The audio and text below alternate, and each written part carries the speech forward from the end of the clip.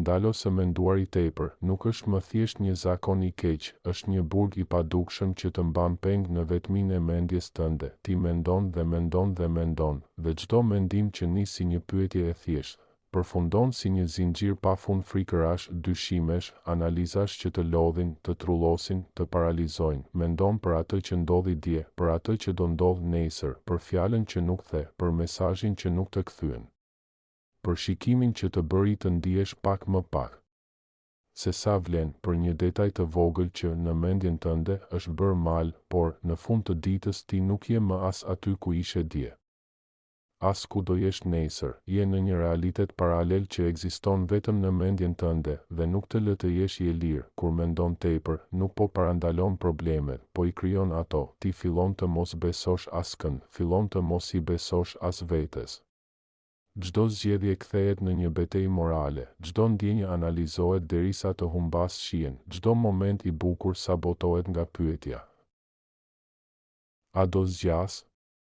Apo po gëzohem kot? E kupton çfarë po ndodh? Ti po jeton brenda një mendjeje që nuk pushon kurrë, një mendje që e quan frikën kujdes, e quan dyshimin inteligjencë, e quan tërheqjen mbrojtje, por në të vërtetë është thjesht robëri. Overthinking të vjedh gjërat më të bukura në jetë, të vjedh spontanitetin, të vjedh lumturinë, të vjedh dashurinë, të vjedh guximin për të bërë atë hap që të ndryshon jetën, sepse gjithmonë ka një po sikur.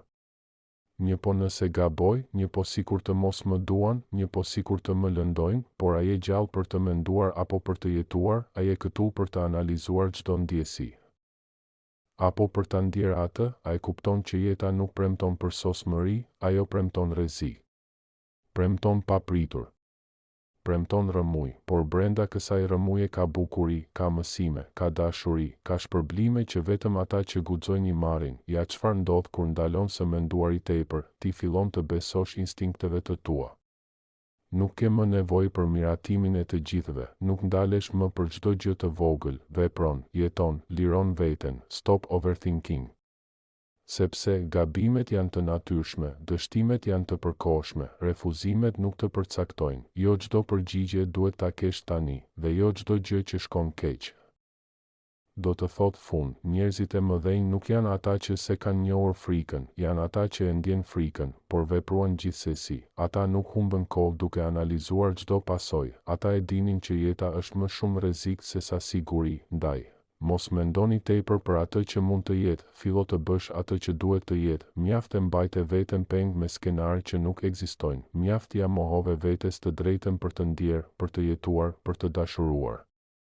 Sepse jeta nuk është një ekuacion për tu zgjidhur, është një aventurë për tu përjetuar, dhe ti, në këtë moment, ke mundësinë të zgjedhësh, të vazhdosh të jetosh në mendjen tënde, apo të nisësh më në fund të jetosh në zemrën tënde.